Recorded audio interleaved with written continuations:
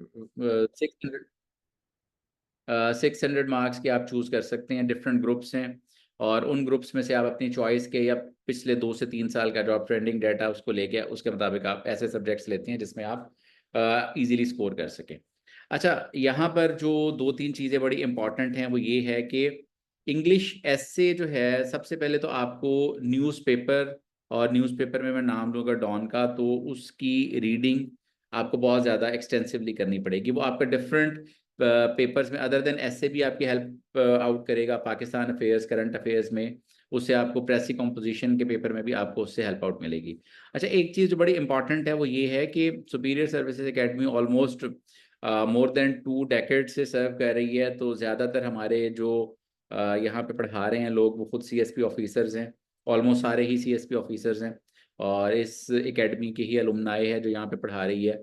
तो आपको हर वो बंदा यहाँ पे पढ़ा रहा होगा जो अपने सब्जेक्ट में जिसने टॉप किया होगा या जिसके बहुत ज़्यादा मार्क्स 90%, 80-90% मैक्सिमम उसमें आए होंगे। अच्छा, हमारे पास इंग्लिश प्रेसी में मिज़ना नासिर है, अकाउंट्स में जॉब कर रही हैं और सीएसपी ऑफिसर हैं, ट्वाइस इन्होंने एग्ज़ाम क्लियर किया है एंड शी सिक्योर्ड 90 मार्क्स और बहुत अच्छा जो है वो पढ़ाती हैं। और देन वी हैव एसए के लिए हमारे पास नुमान ज़फ़र हैं, पीएसपी हैं, ये पढ़ा रहे हैं और वकास साहब हैं अकाउंट्स के जो कि करंट अफेयर्स आपको पढ़ा रहे हैं। राव मुबशिर हैं पीएसपी जो पाकिस्तान अफेयर्स आपको पढ़ा रहे हैं और डॉक्टर मरियम हैं जो आपको जनरल साइंस पढ़ाएंगी। जनरल एबिलिटीज़ का पोर्शन जो है वो मैं लेता हूँ यहाँ पे।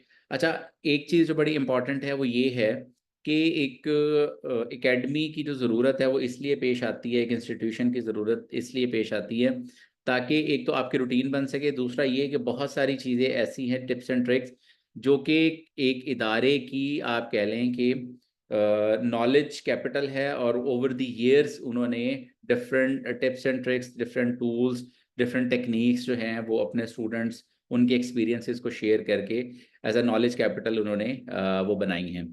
अच्छा, अब आप एस्से की बात कर लें तो एस्से में टॉपिक जो है वो स्टार्ट कैसे करना है, उसको इंट्रोड्यूस कैसे करना है, उसकी बॉडी कैसे बनानी है, उसको कंक्लूड कैसे करना है और उसकी जो आउटलाइन है वो कैसे बनानी है, कौन से टॉपिक्स आ सकते हैं और कौन सी लैंग्वेज होती है, सेंटेंसेस शॉर्ट लिखने चाहिए या लॉन्ग लिखने चाहिए, वोकैबुलरी कितनी मुश्किल इस्तेमाल करनी चाहिए। ये सारी की सारी चीज़ें जो हैं वो क्लास में जब आप आते हैं और उसके बाद कुछ लेक्चर्स के बाद आप अपने एस्से को खुद प्रिपेयर करके चेक करवाते हैं, तो जो फीडबैक है आपको जो रियल टाइम में मिल रहा होता है वो बड़ा इंपॉर्टेंट है, जिसकी बेस पे आप ये डिसाइड करते हैं कि आपने किस तरह एक एस्से का टॉपिक चूज़ करना है, ना सिर्फ चूज़ करना है बल्कि उस पे आपने लिखना है। एक चीज़ बड़ी इंपॉर्टेंट है वो ये है कि आपने 3 आवर्स जो कंपल्सरी पेपर्स हैं, वो सारे के सारे 3 आवर्स के होते हैं। 3 आवर्स के अंदर आपने जब एक एस्से का पेपर अटेम्प्ट करना है तो ऑलमोस्ट आपको 3000 के करीब वर्ड्स उसमें यूज़ करने पड़ेंगे।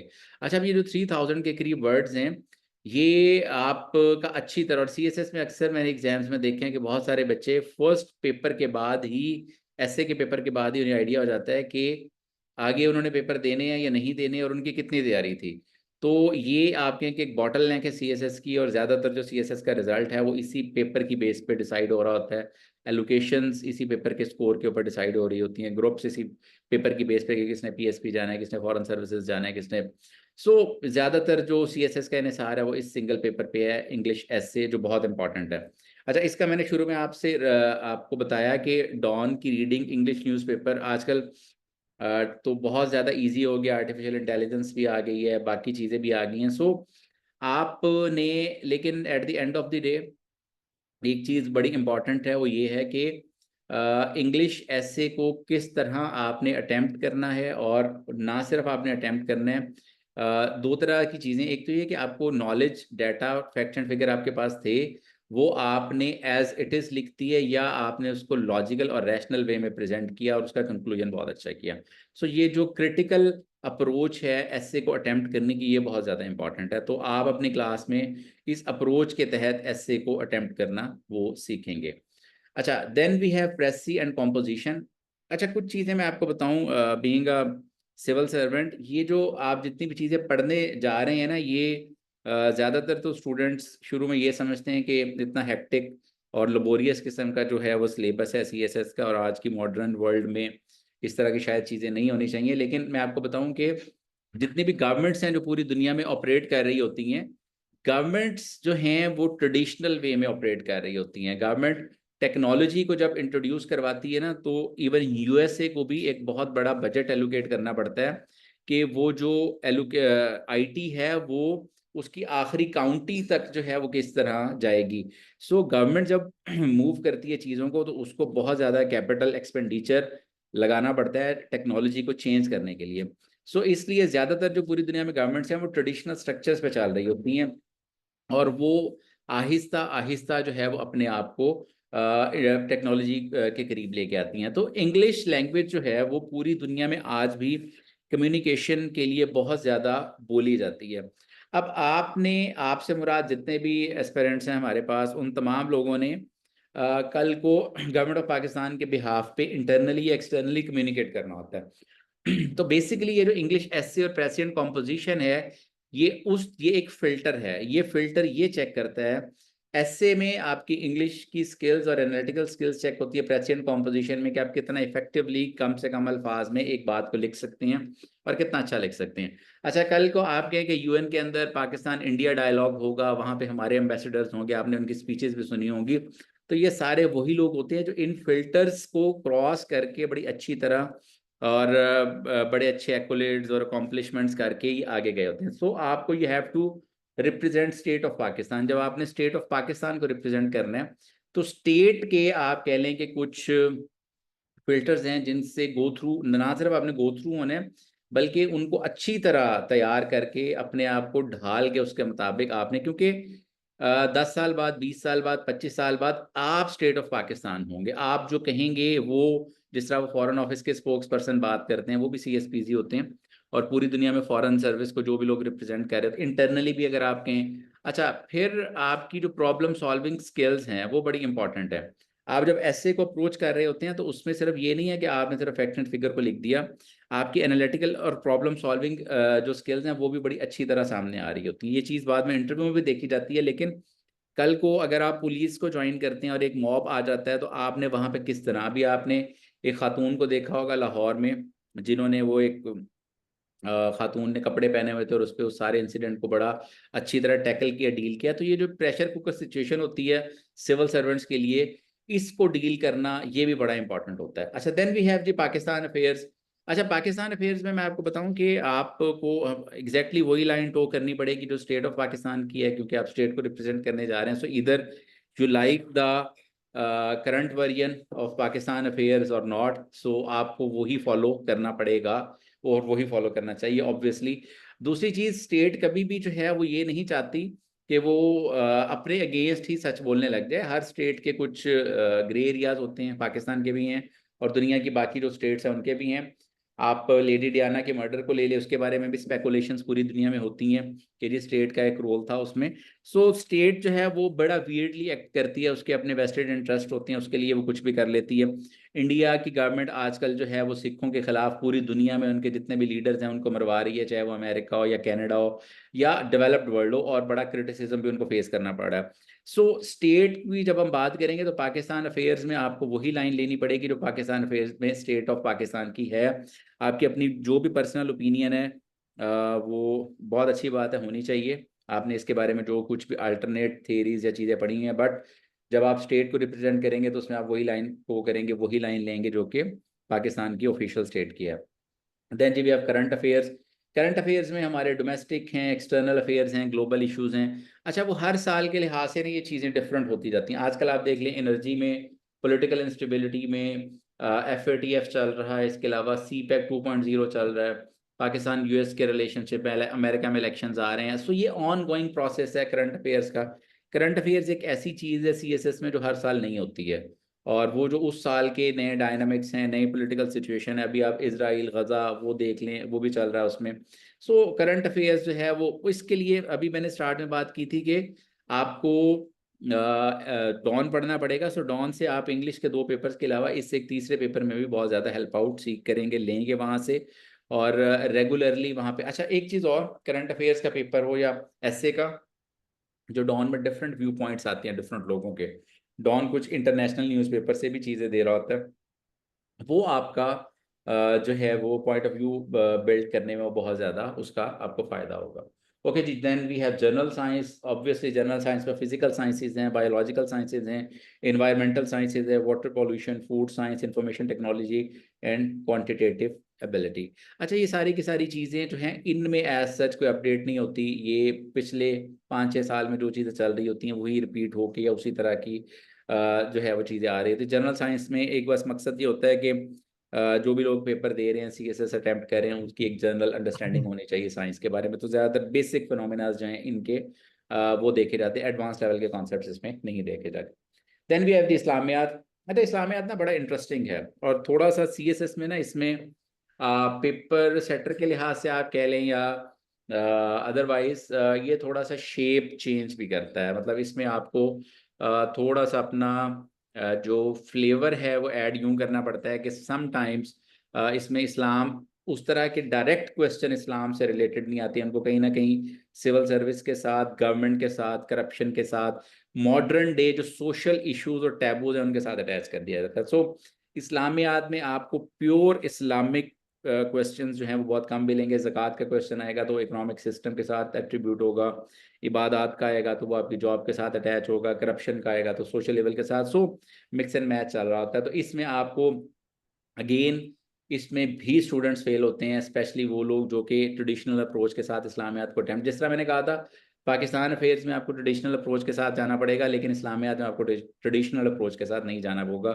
इस्लामाबाद में इस्लामियात में आपकी एनालिटिकल जो है स्किल्स वो बहुत ज़्यादा टेस्ट होंगी। ये देखा जाएगा कि आप इस्लाम को कितना ज़्यादा प्रैक्टिकली एक्सप्लेन कर सकते हैं, क्योंकि एक बहुत ज़्यादा जो रिलीजियस आदमी है जिसका सिर्फ इबादत पे फोकस है, वो प्रैक्टिकल माइंडेड नहीं होता। वो बैठा रहता है तस्बीह दुरूद इन चीज़ों पे उसका फोकस होता है। At the end of the day आपको ग्राउंड में जाके, फील्ड में जाके काम करना है, चाहे जहाँ पे भी हो। बेशक आपके पास ऑफिस होगा, लेकिन आपके नीचे जो भी स्टाफ है, जो भी चीज़ें। सो इस्लामियात में इंट्रोडक्शन आ जाएगा आपका, सीरा आप सल्लल्लाहु अलैहि वसल्लम की, ह्यूमन राइट्स आ जाएंगे, इस्लामिक सिविलाइजेशन पे बात हो जाएगी, इस्लाम और current world, public administration, governance और इस्लामिक कोड ऑफ लाइफ। तो ये सारी की सारी चीज़ें जो है वो इस्लामियात की वो इसमें होंगी।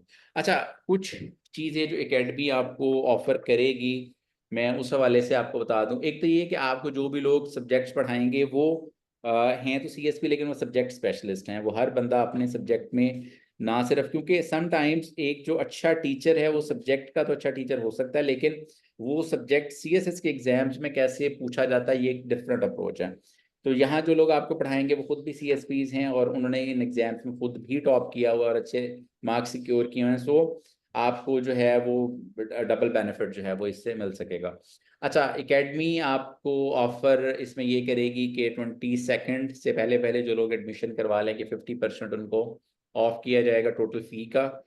72,000 है और 36,000 3 मंथ्स का ये कोर्स होगा। और 6 PM ऑनवर्ड्स डेली क्लास हो रही होगी, 4 डेज अभी। रिकॉर्डेड लेक्चर्स भी अवेलेबल होंगे आपके। और इसके अलावा ऑप्शनल सब्जेक्ट्स पे भी एकेडमी आपको प्रॉपर गाइडेंस जो है वो प्रोवाइड करेगी। टेस्ट भी ऑनलाइन जो है वो लेंगे। ओकेजनली जितनी भी अलुमनाई एकेडमी की आती है, जिसमें ग्रेड 20-21 के लोग हैं, कुछ ऐसे लोग हैं जो रिटायर्ड भी हैं ग्रेड 22 से, जब भी वो आएंगे तो उनके साथ जो भी सेशन होगा एकेडमी में यहाँ पर फिजिकली वो आप लोगों से ऑनलाइन शेयर किया जा सकेगा और आप उनसे अपनी क्यूरीज जो है पूछ सकेंगे। सो CSS टोटल 1200 मार्क्स का है, जिसमें से 600 मार्क्स जो है वो कंपलसरी सब्जेक्ट्स के हैं, 600 जो है वो ऑप्शनल सब्जेक्ट्स हैं।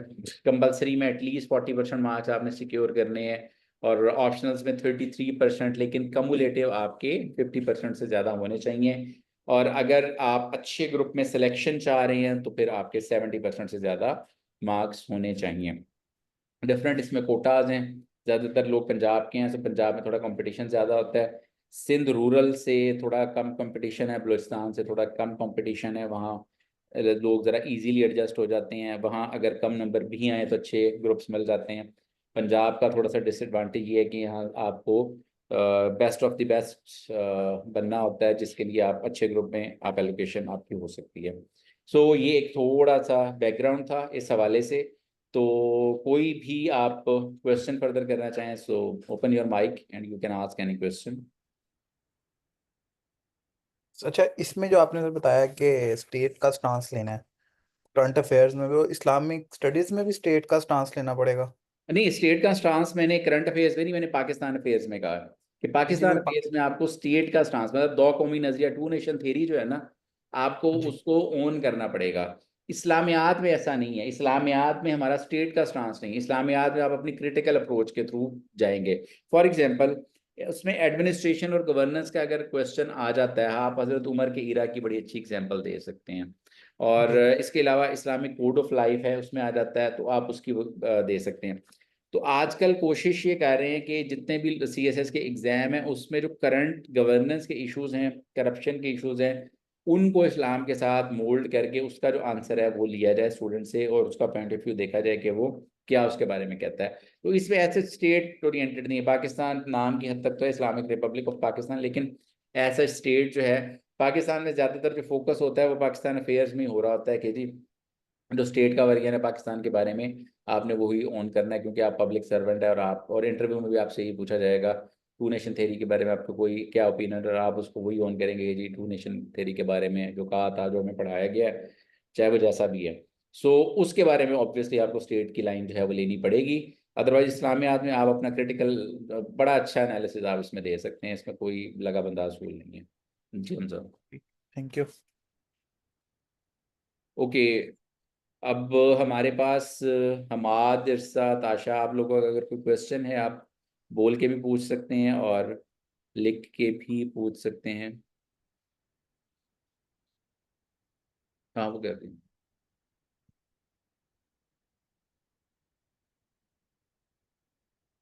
अच्छा, हमजा, आप सीएसएस के ऑप्शनल सब्जेक्ट्स के हवाले से मुझे बताइएगा कि आपने कोई एक दो ऑप्शनल सब्जेक्ट्स एक्सप्लोर किए हैं? नहीं, मैंने आपको भी बताया कि मेरे बिल्कुल वेरी फर्स्ट सेशन है। मुझे ठीक है। बिल्कुल हवा ना नहीं थी कि इसके बारे में अच्छा, अभी मैं वाई सीएसएस, सीएसएस क्यों? आप इंजीनियर हैं। नहीं, मैंने आपको बताया ना मैं यूके में हूँ इस टाइम, तो इस टाइम मैं किंग्स कॉलेज से मास्टर्स कर रहा हूँ। ठीक है। तो मतलब मैनेजमेंट में मास्टर्स कर रहा हूँ। तो इसलिए मैंने सोचा कि सिविल सर्विसेज ज्वाइन करनी चाहिए। ऐसा जब भी कोई अब ऑनलाइन सेशन आ रहा था तो उसको ज्वाइन किया, आप थिंकिंग या वो नहीं है कि आप कहेंगे मैंने इसके बारे में बहुत रिसर्च की हो या इस तरह उसके बारे में सारा पता हो, तो इसलिए। ओके जी, we have Nayab and Areej. So आप लोग भी अगर कोई क्वेश्चन करना चाहें तो।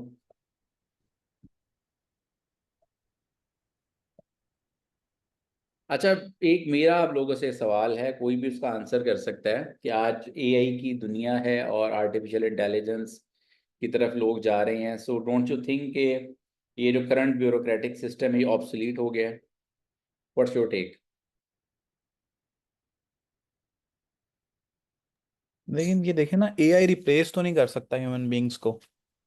आप जितना भी कह लें कि एआई ये कर देगा वो कर देगा, लेकिन ह्यूमन ब्रेन को कभी भी रिप्लेस नहीं कर सकेगा। तो मेरा नहीं ख्याल कि अगर एआई की वजह से ये चीज़ इम्पेक्ट हो या अच्छा, मेरा एक्चुअली हेल्पफुल बाकी के होगा। जो, जी जी, श्योर, बोले बोले। जी जी, आप बताएं, आप क्या कह रहे हैं? नहीं नहीं, आप बोलें। नहीं, मैं ये कह रहा था कि उसमें हेल्पफुल होगा तो हेल्पफुल होगा, लेकिन ठीक रिप्लेस है। नहीं कर सकता कि आप कहेंगे एआई सब चीज़ों को रिप्लेस कर दे।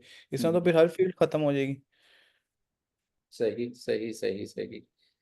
अच्छा, डू यू थिंक कि पाकिस्तान का ये जो एग्ज़ाम का पैटर्न है सीएसएस का, ये इसमें ये फिल्टर्स ठीक हैं और हम राइट कैंडिडेट्स ही सिलेक्ट होते हैं यहाँ पे? अभी मैंने इसके बारे में कोई ऐसा रिसर्च नहीं की हुई, तो मुझे व्हाट्स बिल्कुल योर भावना ओपिनियन, व्हाट्स योर इसके बारे में टेक? कोई डिबेट नहीं कर सकता अभी। क्या कह रहे हैं? मैंने कहा व्हाट्स योर टेक। जो मैंने अपनी इंजीनियरिंग में और सारे उसमें देखा है, जो मैं यहाँ देख रहा हूँ यूके में एग्जाम सिस्टम, तो वो तो बिल्कुल डिफरेंट है। हमें यहाँ पे जिस तरह न्यूमेरिकल बेस्ड और पढ़ाया जाता है और सब तो कुछ कराया जाता है, वो यहाँ पे नहीं है। यहाँ पे हमें असेसमेंट्स दी जाती हैं ठीक है। कि जिस तरह मेरी लाइफ में कोई एक्सपीरियंस होगा तो मैं उसको कैसे टैकल करूँगा। सही तो अब मुझे नहीं पता कि सीएसएस में क्या सिस्टम है, कैसे चल रहा है, तो इसलिए मैं उसके बारे में कुछ डिबेट नहीं कर सकता अभी। सही सही सही सही, ठीक है। चले जी, वी हैव हमाद, इरसा, ताशा, Areej. So guys, thank you very much. और फर्दर ये, चलें आप लोग चैट बॉक्स में ले लें सर। अपना जो है वो कांटेक्ट नंबर शेयर कर दीजिएगा हमारे साथ चैट बॉक्स में, ताकि आप लोगों से जो है वो राब्ता हो सके। चैट बॉक्स में किसी ने क्वेश्चन किया हुआ है, आप जी काइंडली जी जी देखें। जी, वो उन्होंने इवैल्यूएशन का पूछा है, तो मैंने उन्हें पर्सनल रिप्लाई जो है वो कर दिया है, तो उनसे जो है वो कर देते हैं। ये है जी हमारा नंबर। ठीक आप है। लोग अगर हमसे कांटेक्ट करना चाहते हैं तो इस नंबर पे डायरेक्टली कांटेक्ट कर सकते हैं।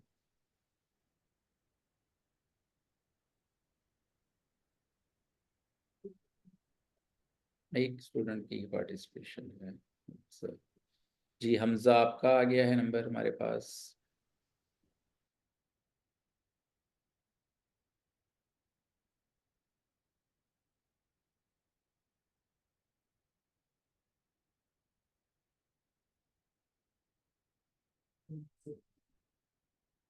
ठीक है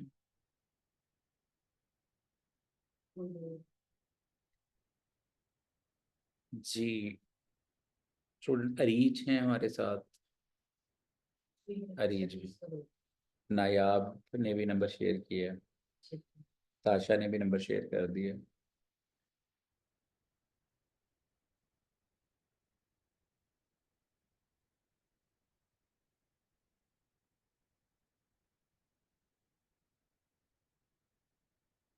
अच्छा, एक जो बड़ी इंपॉर्टेंट चीज़ है वो ये है कि आजकल गवर्नमेंट इन्होंने ये भी स्टार्ट किया प्रिलिमिनरी टेस्ट, कि सीएसएस से पहले एक प्रिलिमिनरी टेस्ट होता है 100 मार्क्स का, और 33% मार्क्स हैं ज़्यादातर स्टूडेंट्स का, तो क्लियर हो जाता है, उसमें कोई ऐसा इशू नहीं होता। और उसमें यही चीज़ें जो हम कंपलसरी के डिस्कस कर रहे हैं वो ज़्यादातर उसमें आती हैं। बेसिकली इसका मकसद इसका ये था कि जो बहुत ज़्यादा स्टूडेंट्स आ जाते थे सीएसएस को अटैम्प्ट करने के लिए, जिसमें नॉन सीरियस स्टूडेंट्स भी थे, तो ये एक फ़िल्टर है कि जो लोग 33% से नीचे मार्क्स लेंगे वो इसमें रह जाएंगे। सो ये बेसिकली उन लोगों के लिए जिनकी वजह से सीएसएस का रिज़ल्ट और चीज़ें बहुत ज़्यादा प्रोलॉन्ग हो जाती थी, 2-2 3-3 साल में एक हायरिंग कंप्लीट होती थी, तो एक फ़िल्टर लगा दिया एक टेस्ट का, प्रिलिमिनरी टेस्ट का, कि इस तरह का जब टेस्ट होगा तो उसमें से वो लोग जो नॉन सीरियस हैं, जिन्होंने इतनी भी तैयारी नहीं की कि 33% मार्क्स सिक्योर कर सकें, वो इससे फिल्टर आउट हो जाते हैं।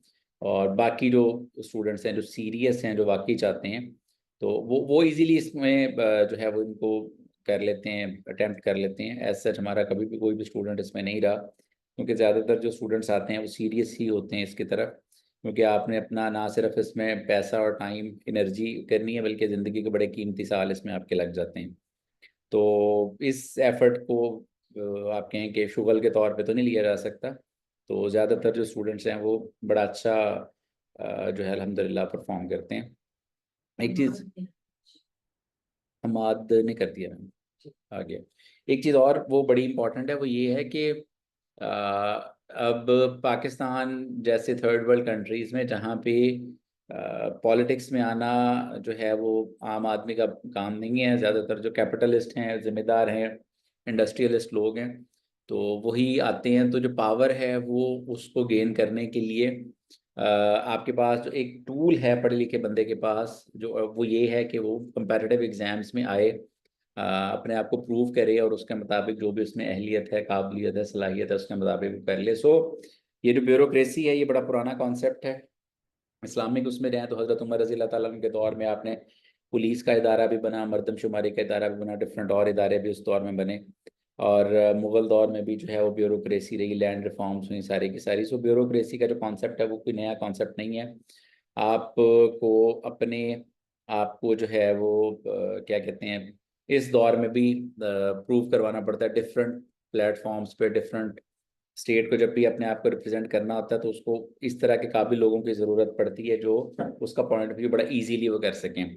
दुनिया में बहुत सारे लोग जो हैं वो अक्सर जो बैटल्स विन करते हैं वो जंगों में नहीं करते, वो टेबल्स पे करते हैं। आपने अक्सर सुना होगा पाकिस्तान के वफ्द की आईएमएफ से मुलाकात हो रही है, वहाँ पर निगोसिएशंस हो रही हैं, पाकिस्तान की इंडिया के वफ्द के साथ हो रही हैं, सिंतास एग्रीमेंट पे भी हमारी बातें हुई हैं। अच्छा, जब भी कोई भी जंग हो चुकी होती है, लड़ाई हो चुकी होती है, तो भी इन लोगों का जो रोल है वो दोबारा सामने आ जाता है। सो बहुत अच्छा प्रोफेशन है, बड़ा रिस्पेक्टेड प्रोफेशन है।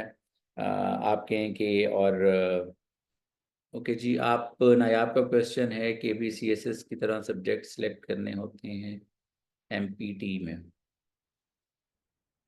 मैम MPT के टेस्ट में, स्क्रीनिंग टेस्ट में सब्जेक्ट तो नहीं होता ना, वो एक ही आता है ना बेटा। स्क्रीनिंग टेस्ट में आपने सब्जेक्ट नहीं सिलेक्ट करने होते हैं, वो ओवरऑल आपके बल्कि आपकी जो फर्स्ट क्लास होगी उसी में आपको बता दिया जाएगा। उसमें इंग्लिश है, जनरल एबिलिटीज़ हैं, साइंस का पोर्शन है।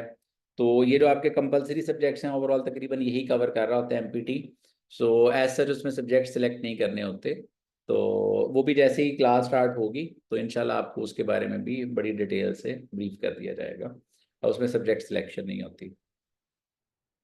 अच्छा, ऑप्शनल्स में ना एक चीज़, कंपलसरी सब्जेक्ट्स में तो ऑब्वियसली आपको बहुत ज़्यादा वो हेल्प आउट एकेडमिक से भी मिलेगी। ऑप्शनल सब्जेक्ट में दो तीन चीज़ें मैं बड़ी अच्छी तरह ना आपकी क्लियर कर दूं।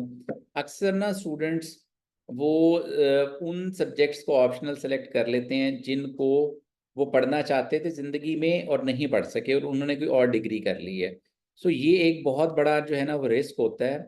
देखें, आपने जब CSS की तैयारी करनी है ना, तो एटलीस्ट तैयारी तो 1 साल की है ही है, आपकी सिलेक्शन तक का जो प्रोसेस है वो 2 से 3 साल या इससे ज़्यादा भी हो सकता है, डिपेंड करता है कि आप किस अटेम्प्ट में जाके रिटर्न क्लियर करके टेस्ट वगैरह क्लियर करके क्वालिफाई करते हैं, और फिर ट्रेनिंग के बाद आप प्रॉपरली जो है वो ग्रेड 17 की सीट पे आते हैं। आपने जब भी ऑप्शनल सब्जेक्ट सेलेक्ट करना है तो इसमें आपने उन सब्जेक्ट्स को सिलेक्ट नहीं करना जो आपकी ख्वाहिशात पे मबनी है। बहुत सारे सब्जेक्ट, स्पेशली साइकोलॉजी है, गर्ल्स को बड़ा अच्छा वो लगता है, लड़कों को हिस्ट्री या इस जैसे और सब्जेक्ट। कोशिश करें वो सब्जेक्ट लें जो कि रिजल्ट दे रहा है पिछले 2 से 3 साल में एकेडमी, उसके बारे में आपको गाइड कर देगी। वो सब्जेक्ट लें जो, एक चीज़ मैं बता दूं, आपने हर वो सब्जेक्ट जो आपको अच्छा लगता है ना, उसमें कल आप CSS करके ना उसमें आप मास्टर्स कर लीजिएगा, तो या उसके बाद आप उसमें PhD भी कर लीजिएगा। लेकिन जब आपने CSS की बात करनी है तो इसमें आपने उन सब्जेक्ट्स की तरफ जाना है जो हाई स्कोरिंग सब्जेक्ट्स हैं, क्योंकि हाई स्कोरिंग सब्जेक्ट्स आपका मेरिट बनाएंगे। और सिंस आप ज़्यादातर लोग पंजाब से हैं और हम भी पंजाब में बैठे हैं, तो पंजाब में वैसे ही मेरिट बहुत हाई होता है। आपका जो एटलीस्ट क्राइटेरिया वो ये है कि 700+ मार्क्स आपने एटलीस्ट लेने हैं, क्योंकि इतने मार्क्स आप लेंगे तो आप इंटरव्यू और फिर किसी अच्छे डिपार्टमेंट तक जो है वो जा सकेंगे। ऑप्शनल्स में कभी भी आपने अपने दिल की नहीं माननी, दिमाग की माननी है। और एक चीज़ आपको बताऊं, सीखने के लिए पूरी उम्र पड़ी हुई है। यहाँ की जो एज है आपकी CSS के हवाले से, उसमें इतना टाइम नहीं होगा कि आप किसी भी सब्जेक्ट में मास्टर लेवल की स्टडी या उससे आगे चीज़ें पढ़ के आप कहें जी मैंने इस सब्जेक्ट के। और अक्सर ये देखा गया कि ऑप्शनल्स के पीछे आप अपने कंपलसरी की भी जो स्टूडेंट्स हैं ना वो तैयारी से हाथ धो बैठते हैं। तो कोशिश कीजिएगा उन सब्जेक्ट्स की तरफ जाएं जो कम टाइम में कम तैयारी में ज़्यादा मार्क्स आपको दें। बेशक वो सब्जेक्ट्स आपने पढ़े हों या ना पढ़े हों। ऐसे सब्जेक्ट्स भी हैं जिस तरह IAR है, पोल साइंस है, जनरल सोशल साइंसेज के जितने भी सब्जेक्ट्स हैं वो इतने आसान है, वो मुश्किल नहीं होते, खुद भी पढ़े जा सकते हैं। उन सब्जेक्ट्स की तरफ जाइएगा लाजमी। आपको इस सिलसिले में एकेडमी भी कंसल्टेंसी प्रोवाइड करेगी फ्री ऑफ कॉस्ट, कि जब वो सब्जेक्ट्स चूज किए जाएं जो कम वक्त में आपको अच्छे स्कोर दे दें। ऑप्शनल्स का मकसद अच्छे नंबर लेना होगा। एक चीज़ और बता दूं, कम्युलेटिवली जो कंपलसरी सब्जेक्ट्स में नंबर आते हैं वो ऑप्शनल से कम आते हैं। 300 to 350 तक मार्क्स आ रहे होते हैं, 400 मैक्स। लेकिन जो असल मार्क्स आते हैं वो ऑप्शनल्स में आते हैं। और ऑप्शनल्स इसीलिए वो चूज करने चाहिए जिनमें एक तो ट्रेंड आपको अच्छा चल रहा हो, आपकी अंडरस्टैंडिंग अच्छी हो, आपकी ग्रिप अच्छी हो, और आप उन पे अच्छा लिख सकें। इस तरह का जो एक्सपेरिमेंट है कि जी मुझे ये सब्जेक्ट अच्छा लगता था, मुझे इसका नाम अच्छा लगता था, मैंने इस तरह से चूज कर लिया, ये इस तरह का ना। और फिर वो सब्जेक्ट जो आपने बेशक समटाइम्स आपका जो बैकग्राउंड है, आपने 4 साल की ग्रेजुएशन की, उसमें आपने एक सब्जेक्ट पढ़ा, लेकिन वो सब्जेक्ट आपका अच्छा सब्जेक्ट नहीं था। वो जो अच्छा सब्जेक्ट नहीं था वो फिर आपने यहाँ पे भी चूज नहीं करना, उसके मुकाबले में आपको और सब्जेक्ट बता दिया जाएगा। आपने एक सब्जेक्ट पढ़ा हुआ है, लेट्स सपोज आपने इकोनॉमिक्स पढ़ी थी, MBA किया था और इकोनॉमिक्स आपकी अच्छी नहीं थी, तो यहाँ पे आप इकोनॉमिक्स ऑप्ट नहीं करेंगे, आप वो सब्जेक्ट ऑप्ट करेंगे। जी सर, 3 ऑप्शनल सब्जेक्ट्स रिकमेंड कर दें जो हाई स्कोरिंग हो। बेटा हमारी बात ये है कि सब्जेक्ट्स तो वेरी होते रहते हैं, इसमें IR बहुत अच्छा जो है वो जा रहा है, पॉलिटिकल साइंस है, एक दो और सब्जेक्ट्स हैं जो बहुत अच्छे जा रहे हैं।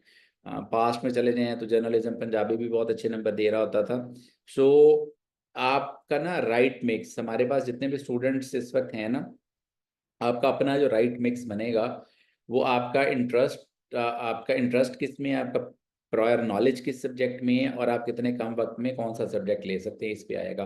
अच्छा, मैं अपनी बात करूं, अपनी अटेम्प्ट में मैंने पंजाबी तब था तो हमें लगता था कि पंजाबी शायद हम नहीं लिख सकेंगे ना, तो हमने पंजाबी सब्जेक्ट पढ़ा और एक ही दिन में हमें पता चला ये तो उर्दू की तरह लिखनी होती है, और फौरन लिख ली और बड़ा हाई स्कोरिंग सब्जेक्ट आ गया।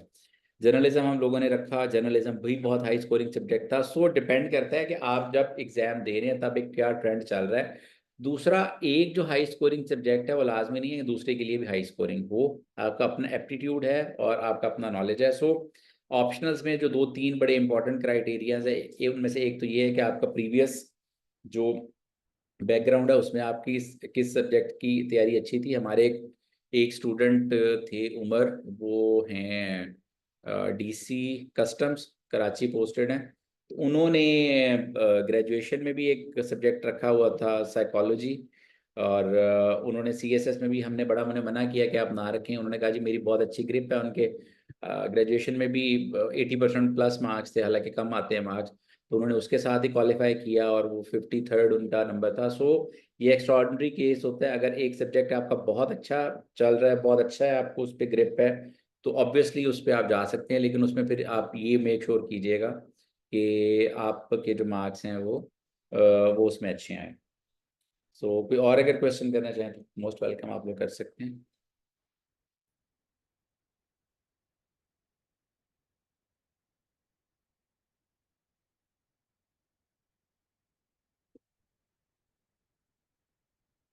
जी, जो आपका क्वालिफाइंग टेस्ट है एमपीटी का वो है एमसीक्यू बेस्ड।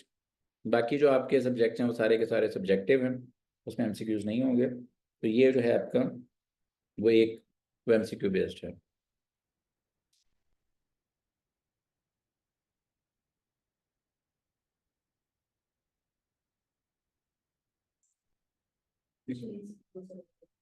जी, किसी की तरफ से कोई और क्वेश्चन हो तो। ड्यूज का वैसे मैंने बता दिया था कि 22 से पहले पहले अगर आप लोग इनरोल होते हैं, और डेफिनेटली हो आप लोग, तो 50% ऑफ एकेडमी आपको करेगी, डेट इज 36,000। एंड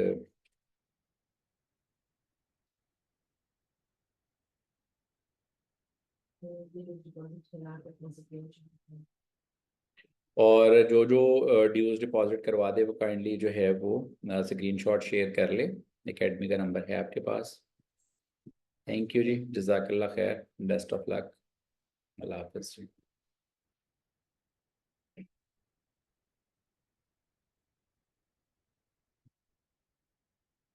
हमारे ड्यूज आप पूछ रहे हैं, ड्यूज मैं आपको बता देता हूँ, ज़रा मैसेज कर दीजिएगा ड्यूज को।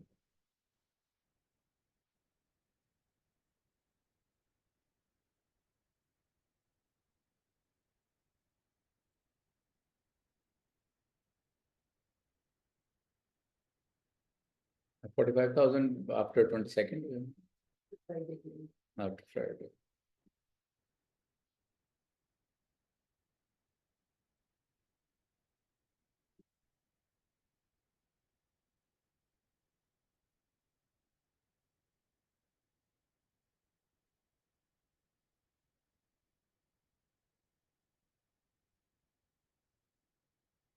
ठीक है, थैंक यू जी, अल्लाह हाफिज़, बेस्ट ऑफ लक।